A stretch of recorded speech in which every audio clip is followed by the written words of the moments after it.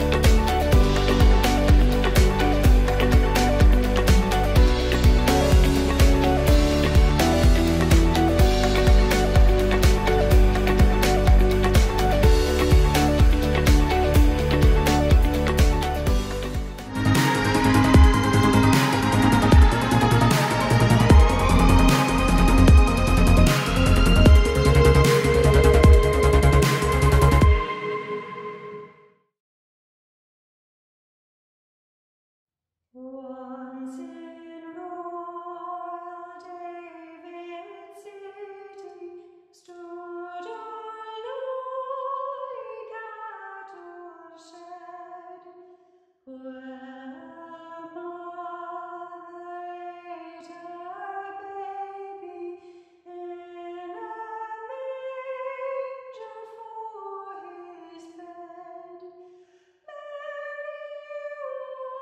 Was that mother mild, Jesus Christ, her little child. He came down to earth from heaven, who is God and Lord of all, and his shelter was a stable, and his cradle was a stall. With the poor and meek and lowly lived on earth the Saviour holy. Lord, in that glory stable, lay us standing by. Precious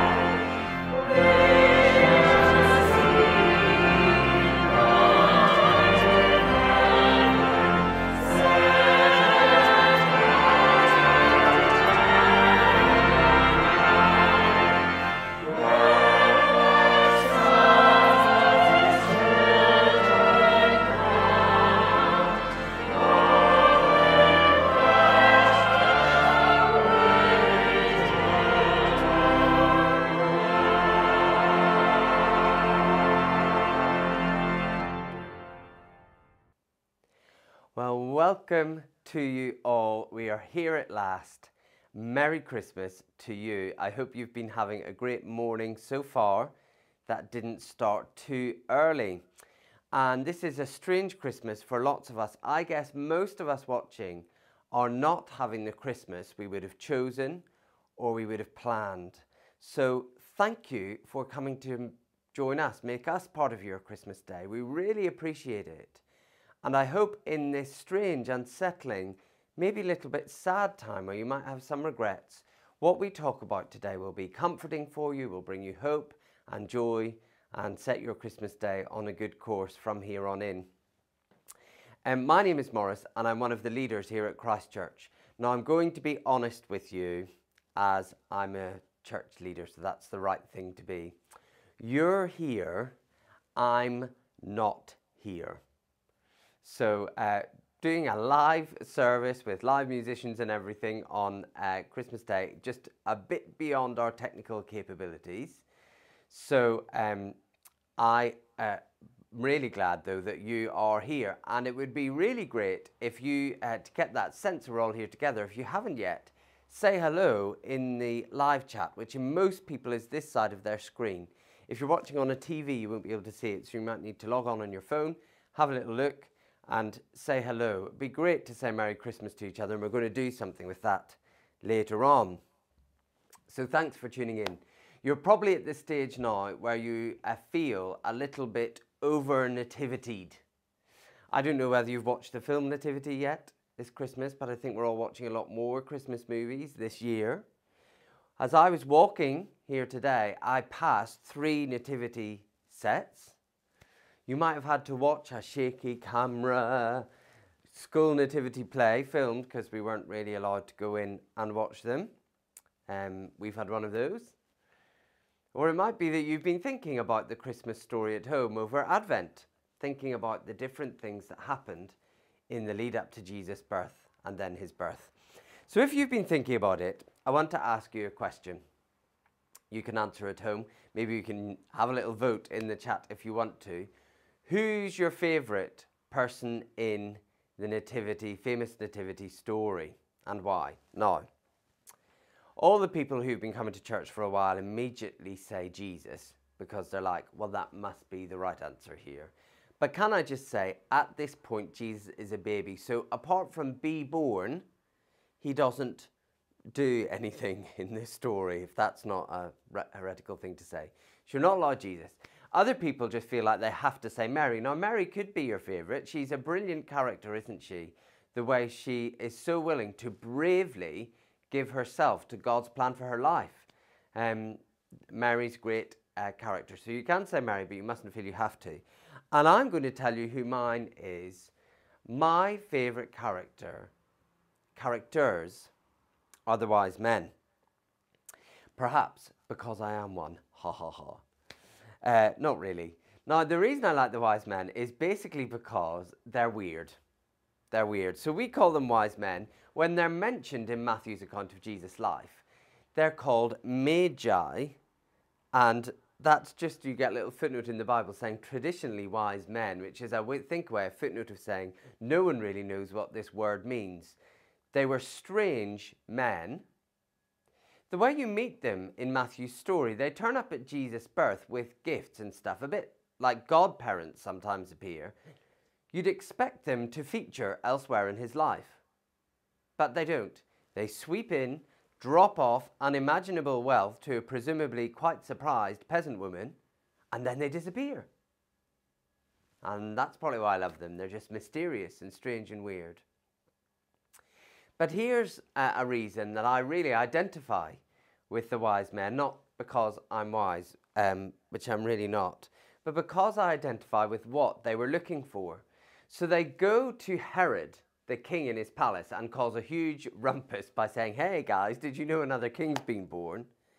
And when he says, tell me more about this king, they say the reason we're looking for him is because of this bit of the Bible where it says, out of somewhere called Bethlehem is going to become a ruler who is a shepherd to people. Now, they lived in a world, the ancient world, where rulers did what they liked. They did stuff for their own honour, or maybe the honour of their country. They did stuff to get themselves the best position. Might sound familiar.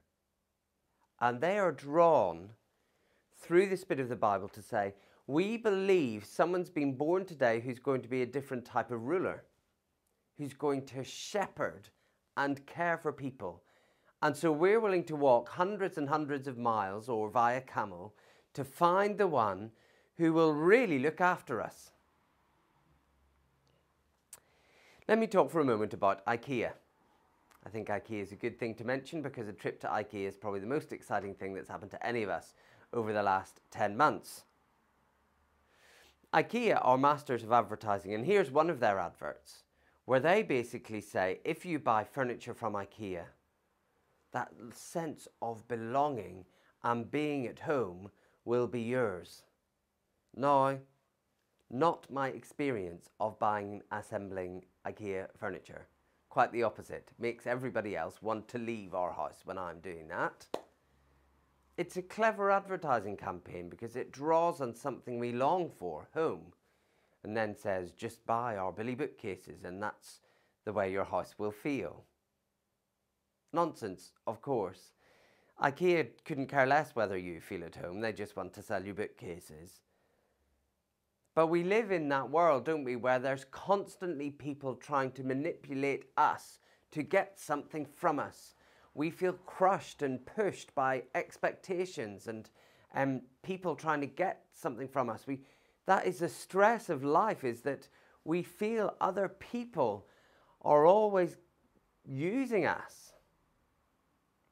And maybe that's why the Magi were so keen to follow up this bit they found in the Bible, because here's a king who's different, they think. A king who shepherds, who gives himself to care for instead of trying to get something. Now, there are shepherds in the Christmas story, aren't they? And when we find them, they're out in their fields by night. That's the life of a shepherd. You give up normal life in order to go and protect these pretty useless, feeble animals. But the Magi get that Jesus is going to be a ruler like that. And maybe you're feeling like that today. pushed about, crushed, leant on, empty, feeling like everyone wants something from you, then here's the first thing the wise men teach us, and we'd be really good to listen to their wisdom. In Jesus is a king who only wants to care for us, who is a good shepherd, who will give up everything for people who want to come and trust in him. He is still offering that to you today. Now, there's a great carol about the shepherds being in their fields and hearing the song of the angels, and our music team here have been working together to put together a version that we can sing. So open your windows, sing out and join in with "It Came Upon the Midnight Clear."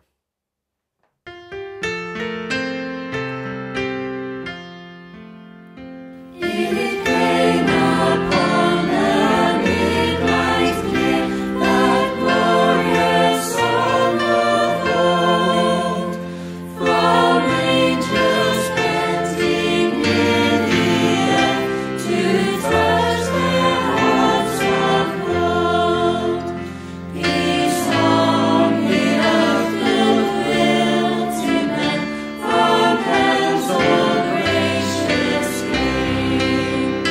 The world in solemn stillness lay to hear the angels sing.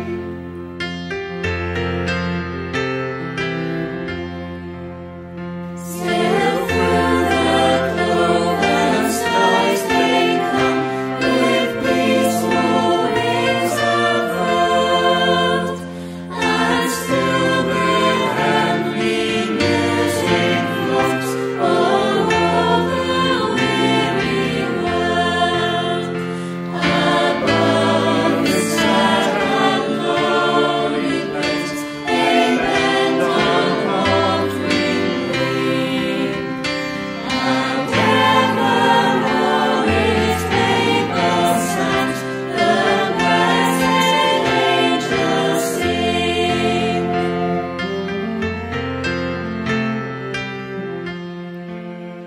Yet with the woes of sin and strife, the world has suffered low.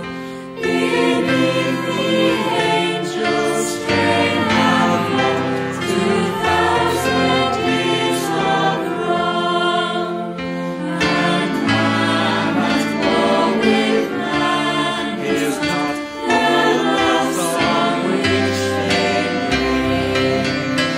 Oh, hush the noisy men of strife, and hear the angels sing.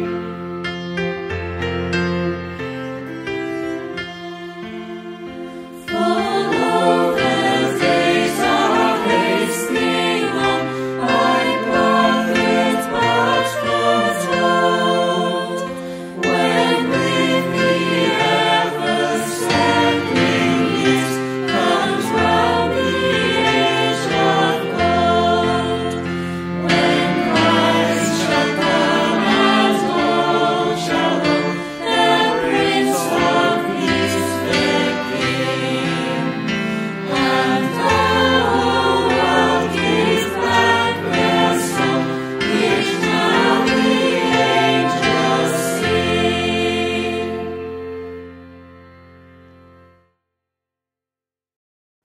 Thanks, music team, for putting that together for us.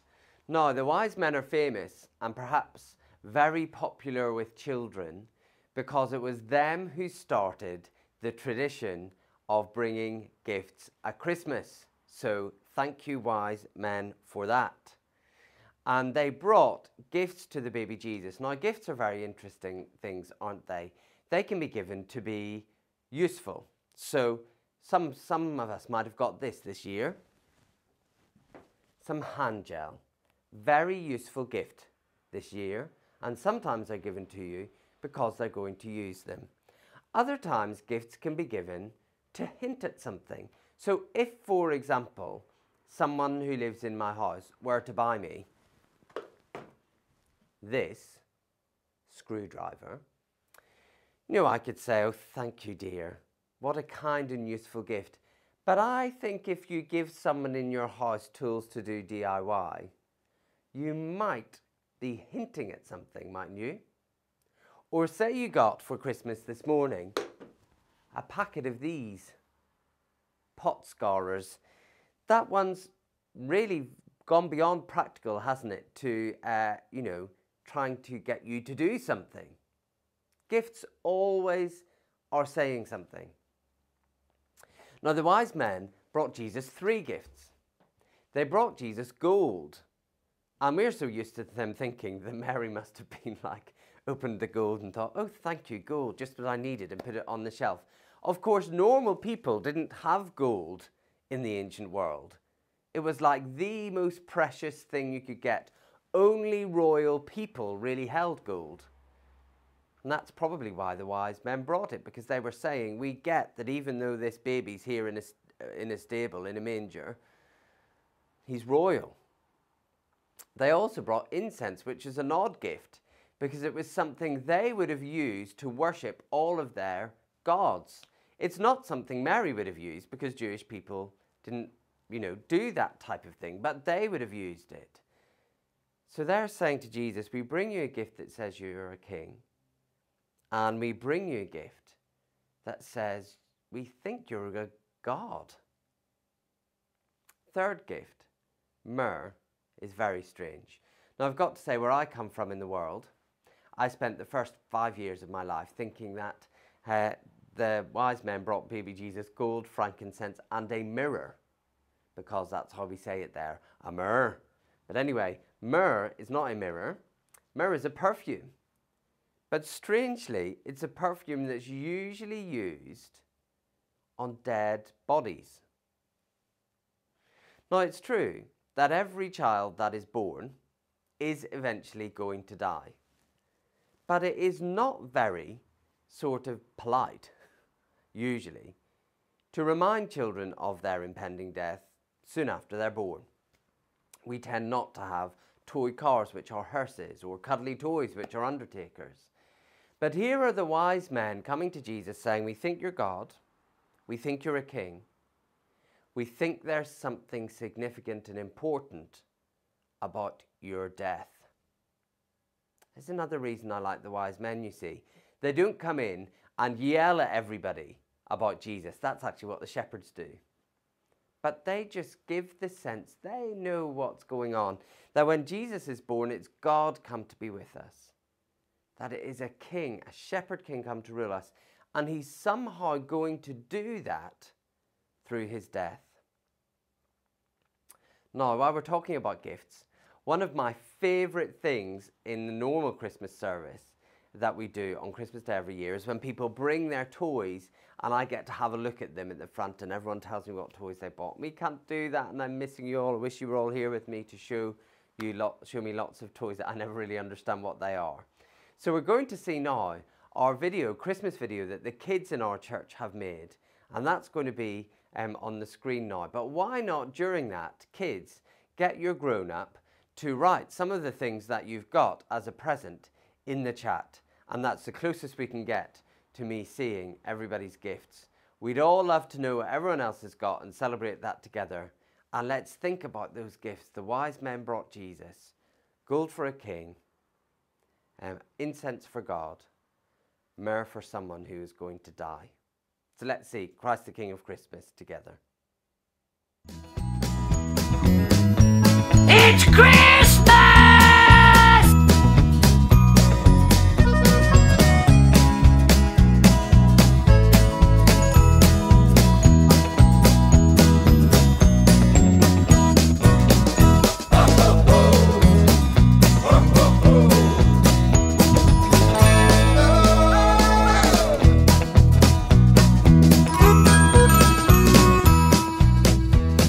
Christmas tree remind you of the one who trusts the Lord, who walks the paths of godliness and loves to hear God's word. Pray that as you grow up, that's just how you will be, standing tall for Jesus like a Christmas tree. Let your love show, ho, ho, let your faith grow, ho, ho, that everyone will know Christ the King of Christmas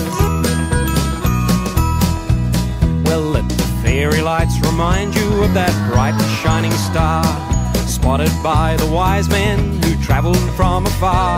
They gave Jesus all their treasures and they worshipped him that night. Let your worship of King Jesus shine like fairy lights. Let your love show, ho, ho. Let your faith grow, ho, ho. That everyone will know Christ the King of Christmas. Well, let the candy cane remind you of God's amazing grace. Red the blood of Jesus as he suffered in our place. White the full forgiveness won as Jesus rose again. You can tell your friends the gospel with a candy cane. Let your love show, ho, ho. Let your faith grow, ho, ho. That everyone will know Christ the King of Christmas. Well, let all the gifts at Christmas time fill your heart with praise to God for all his goodness shown in oh so many ways. That every day in every way will be completely his. Give your life to Jesus as a Christmas gift. Let your love show, ho, ho. Let your faith grow, ho, ho. That everyone will know. Let your love show, ho, ho. Let your faith grow, ho, ho. That everyone will know Christ the King of Christmas.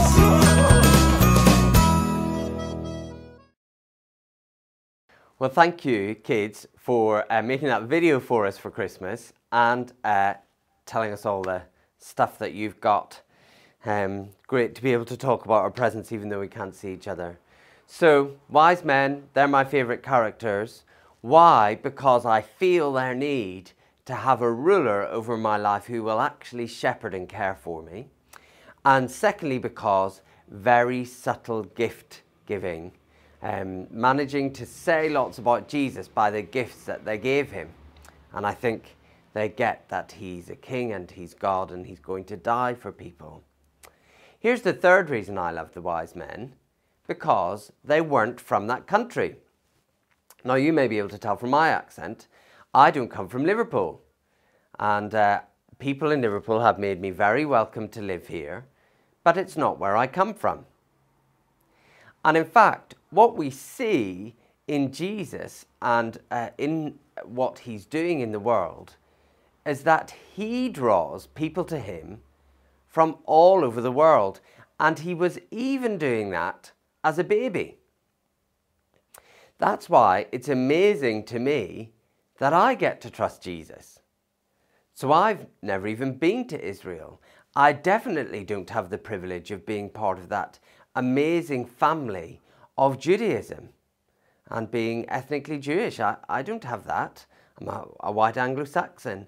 And yet I can come and be part of God's family through Jesus as much as anyone else, because right from when he was born, Jesus was welcoming in people who were foreign to him. And the family of people who trust Jesus today come from all over the world. I was just thinking off the top of my head of all the different nations people just in our church family come from. And here's a slide with some of the flags of people in our church. Sorry if you're watching and I've missed yours. I did the best I could remembering it, bearing in mind that I hardly see anybody at the moment. So all of these people are gathered just in our church family. And as you go throughout the world, you discover that in loads of amazing varied cultures and types of people, they're all gathering like the wise men to worship Jesus in their very cultural ways. And I think that's amazing. And I think it's particularly amazing to me because I'm a foreigner. I don't live where I was born. But more of that, I'm a foreigner to Jesus and his people, and yet he welcomes me right into his family. That's important for us to know, because some people, when you talk to them about Jesus, they say, oh yes, but I'm not religious. No, that's not my background. No, it couldn't be for me. I'm not that sort of person. And the wise men, the Magi, are there in the story, sweeping in, worshipping Jesus, sweeping out to say right from the beginning, This was for all types of people from all over the world. So don't start trying to rule yourself out. You could come to Jesus. You could experience his shepherding rule. You could get the benefits of him dying for you. Whoever you are and wherever you're from, you're welcomed by him. That's why we're going to sing this next carol, which is a goodie, a favourite of mine, which begins saying, "O come, all ye faithful." It's saying anybody who wants to trust Jesus, just come and do it. Come and see Jesus and trust him. So let's sing this amazing carol, "O come all ye faithful," together.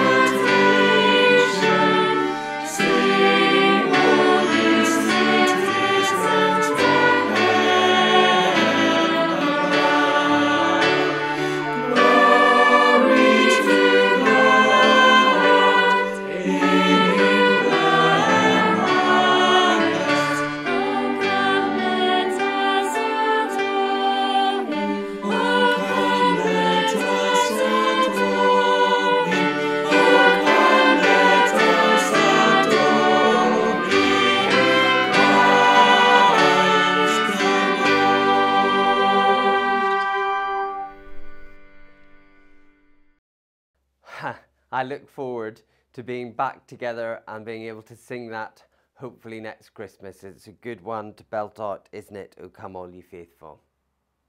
So here's the reasons the wise men are great. They echo our heart to find a ruler who will shepherd and care for us. And they think they find him in Jesus. They bring gifts which point us to who Jesus really is. A ruler, God, who will die for his people. And they're foreigners, like probably lots of us. They don't have any birthright to be included, and yet Jesus welcomes them. And I find that amazing as someone who lives in this part of the world and yet is welcomed by Jesus. But here's the next reason, I think, and last reason, I think the wise men are brilliant character. And I said at the start, they're weird. They're strangers to all of this. Do you know, according to the sort of purity laws of the people Jesus was born into, because they didn't do particular things, they were counted as unclean people. You know, they could spiritually, get you into trouble. And did you know that this thing they did of stargazing to try and work out what God is going to do in the world, not particularly allowed in the religion of Mary and Joseph and Herod. And the country that they came from, in all likelihood, never had any people from that family, from Jesus' family of nations, even there nearby. They're weird to this story. They're strange. They're odd. They're the sort of people you think, this shouldn't really be for them, but it really, really is. One of the things I think about online church, and maybe this is you, is that quite a few people are tuning in who might not really consider going to actual church in a building. And great, welcome, we're really delighted you look in. And you might hear stuff about Jesus and begin thinking, I'm so far away, I'm so strange, I'm just not churchy, my language isn't great, I've done things that Christians wouldn't approve of, I'm just not sure this is me. And right from his birth, Jesus welcomes some people like that, as if to say, even before he speaks any words, people like you, please come in. Please come in. In fact, Jesus does something better. As we read about him and see what he does in the Bible, he doesn't just say, oh, well, if you're a stranger, yeah, you can come in. He reverses it.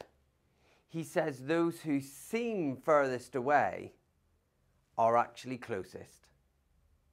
He became a baby born in a manger in poverty to show that those who are mourning, who are sad, who other people might exclude, who people think are strangers, are right in the middle of what he's doing in the world. And he says offensive things to his followers, like the people you learn how to be Christians from, children. The people you won't learn how to be Christians from, clever people, powerful people. He brings strangers not just in a little bit, but right in to be models of what everyone should do. Like he does right in Matthew 2, where these strange men from another country become a model of how all of us should respond to Jesus by just coming to him and seeking him to be our shepherd. Well, we're going to watch a video now that really expresses that truth, that it's not that other people who we would think are strange are sort of allowed into Jesus, but in fact, people who we might exclude are right in the middle of what Jesus is doing in the world. So let's watch this amazing video, He Came Down. I know it's no one's fault. It's no one's fault that someone is born with a disability, but then you still feel like, but why did this happen to us? Welcome to all of you. Please take a seat. We want to now share a nativity tree. This story of Christmas, we tell it in rhyme. Some actors have lines, while some of us mime. I was overwhelmed with grief at the loss. I thought a beautiful baby has got Down syndrome and it's such a disaster.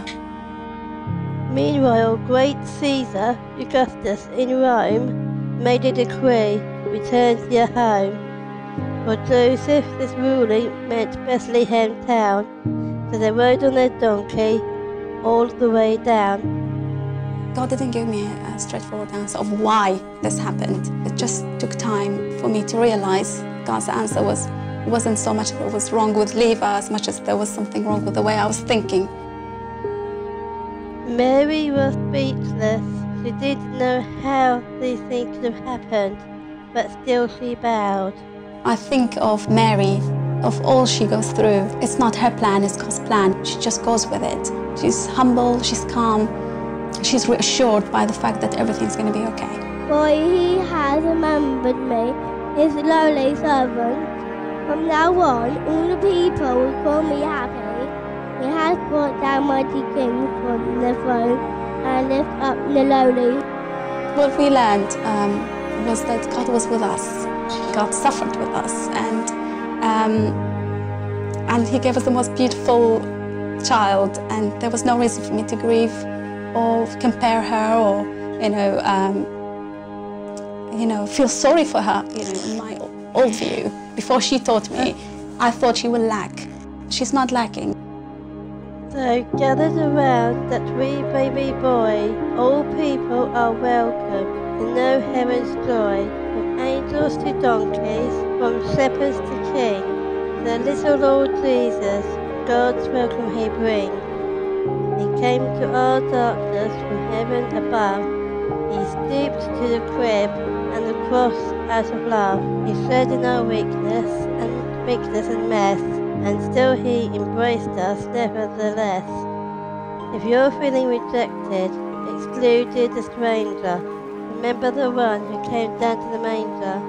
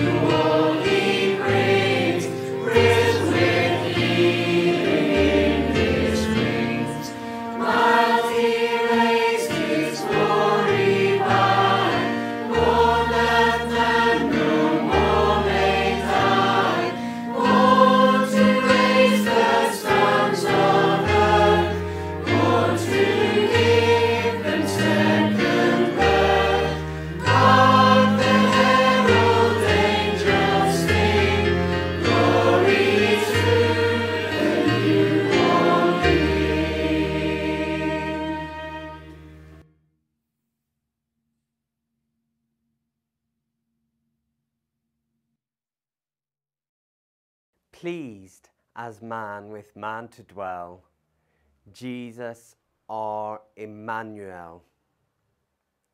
Emmanuel means God with us. And in that great carol, it's saying that Jesus was pleased to lower himself to live with us. He was happy to do it because God wants to be with us. And the great effect of that is that those who are strangers are not just sort of allowed in, but are welcomed right into the middle of what God is doing in the world. It's a revolution. And the wise men are the mark of the beginning of that. As strangers, they sweep in, worship Jesus, then leave. Well, I hope you will consider following the example of the wise men this Christmas and trusting Jesus to shepherd you. If that's something you'd like to think about and you've never thought about it before, no one's making big plans on Christmas Day for later, I guess, but just to flag up, in January we run a thing called Exploring Christianity, and we do it on Zoom, and it's basically anybody can come and ask any questions they like about Jesus and the Christian faith. The great thing about Zoom is it allows us to be very much in the tradition of the wise men, because people from all over the world can come and join us on there. You don't need to be local, you can be from anywhere, and you don't need to travel 400 miles on a camel. So we love you to think about that. If you'd like information about that or anything else we do, click the form below this video to fill in your contact details. Just to say a few things about what's happening for Churchwise over the next few days. On the 27th of December, we won't have anything here on our YouTube channel. We're going to have a whole church Zoom call. We thought that's a bit more relational and people would like to see each other face to face. So if you're free, do join us for that. The details are all on our church website, 𝗙𝗵𝘁liverpool.org.